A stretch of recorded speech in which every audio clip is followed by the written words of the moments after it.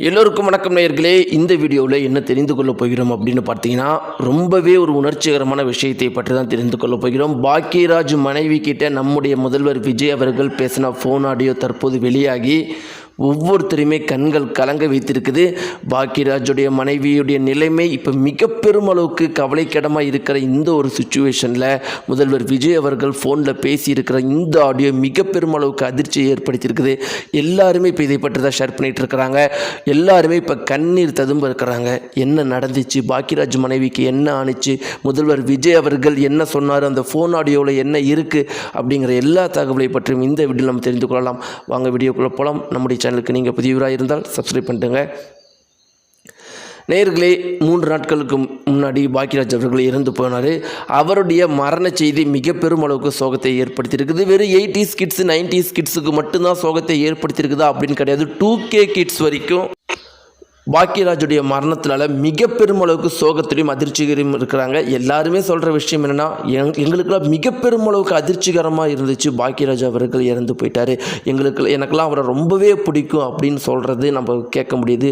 இன்னும் நிறைய பேர் நான் ஃபேஸ்புக் இதில் வர எல்லா இரங்கல் செய்திகளையும் நான் வந்து ஷேர் பண்ணிகிட்டு இருக்கிறேன் அப்படின்னு சொல்கிறாங்க. அந்த அளவுக்கு பாக்கியராஜ் அவர்கள் எல்லாருடைய மனதிலையும் இருக்கிறாரு. ரொம்ப முக்கியமான நேயர்களே, இந்த 2000s காலகட்டத்திலையும் 90s காலகட்டத்திலையும் பார்த்தீங்கன்னா வர எல்லா ஹீரோவாகட்டும், நம்முடைய தமிழ் இண்டஸ்ட்ரியில் வந்த அனைத்து படத்தில் இருந்த ஹீரோக்களும் 4 வில்லன்கள் அடிக்கிறது, இந்த மாதிரி கதாபாத்திரங்களே மட்டுமே நடிச்சிட்டு இருப்பாங்க. ஆனால் பாக்கியராஜ் மட்டும்தான் பார்த்தீங்கன்னா ஒரு குடும்ப சம்பந்தப்பட்ட படமாகவும் அதில் பெண்களை முக்கியத்துவம் கொடுக்குற படமாகவும் நடிக்கிற ஒரே ஹீரோவாக இருக்கிறது பாக்கியராஜ் மட்டும்தான்.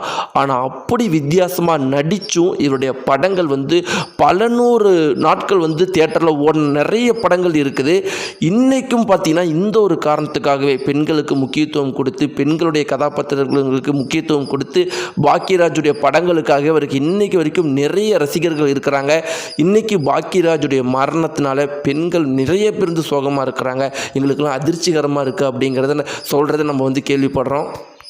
இப்படி இருக்கும்போது நேர்களே, அவர் தன்னுடைய வாழ்க்கையில் எந்த அளவுக்கு வெற்றிகரமாக வாழ்ந்தார், எத்தனை வெற்றிகளை அடைஞ்சார் அப்படிங்கிறதெல்லாம் தெரிஞ்சுக்கணும் அப்படின்னா ரொம்பவே சிம்பிளாக சொல்லணும் அப்படின்னா, ரஜினிகாந்த் அவர்கள் பாக்கியராஜ் குறித்து சொன்ன விஷயத்தை நான் சொன்னாலே உங்களால் புரிஞ்சிக்க முடியும்.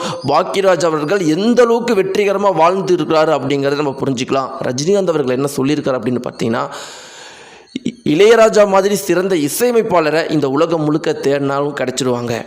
பாரதிராஜ் மாதிரி சிறந்த டைரக்டர் இந்த உலகம் முழுக்க தேடினா கிடைச்சிடுவாங்க. ஆனால் பாக்கியராஜ் மாதிரி ஒரு சிறந்த ஹீரோ, ஒரு சிறந்த டைரக்டர், ஒரு சிறந்த இசையமைப்பாளர், ஒரு சிறந்த எழுத்தாளர், இப்படி எல்லாமே கலந்த ஒரு நபரை என்னுடைய வாழ்க்கையில் இத்தனை ஒரு எக்ஸ்பீரியன்ஸை நான் பார்த்தது கிடையாது. இந்த உலகம் முழுக்க தேடினாலும் கிடைக்கிறது அரிது அப்படின்னு ரஜினிகாந்த் சொல்லியிருக்காரு. இதில் இருந்தே நம்முடைய பாக்கியராஜ் அவர்கள் எந்த அளவுக்கு வெற்றிகரமானவர் அப்படின்னு நம்ம புரிஞ்சுக்கலாம். இத்தனைக்கும் அவர் சாதாரண ஒரு ஏழை குடும்பத்திலிருந்து பிறந்து தன்னுடைய உழைப்பினாலையும் பாரதிராஜா அவருடைய வழிகாட்டுதனாலையும் வளர்ந்தவர். இப்படி இருக்கப்ப இவருடைய மரணம் அவங்களுடைய மனைவிக்கு எந்த அளவுக்கு சோகத்தை ஏற்படுத்தும் அப்படிங்கிறதுல சொல்லவே தேவை கிடையாது. அவங்க என்னைக்கு பாக்கியராஜ் இறந்தாரோ அன்னையிலேருந்து இன்னைக்கு வரைக்கும் சாப்பிடாமல் அவங்களுடைய மனைவி இருந்திருக்கிறாங்களாம். அவங்களுடைய உடல்நிலை ரொம்பவே மோசமாகி இருக்குதான். இப்படி இருக்கிறப்ப இந்த குறிப்பிட்ட விஷயம்லாம் முதல்வர் விஜய் அவர்களுக்கு தெரிஞ்சிருக்குது. முதல்வர் விஜய் அவர்கள் பாக்கியராஜ் இறந்ததிலிருந்து அவங்க குடும்பத்துக்கு கான்டாக்டோடைய தான் இருக்கிறாங்களாம். அவர் வந்து முதல்வர் விஜய் அவர்கள் அவரால் முடிஞ்ச வரைக்கும் ஆறுதல் சொல்லிக்கிட்டு இருக்கிற பட்சத்தில் இப்படி பாக்கியராஜ் அவங்களுடைய மனைவி சாப்பிடாமே இருக்கிறாங்கிற விஷயமும் தெரிஞ்சிருக்குதான். உடனடியாக முதல்வர் விஜய் அவர்கள் ஃபோன் பண்ணி பேசியிருக்கிறாங்களாம்.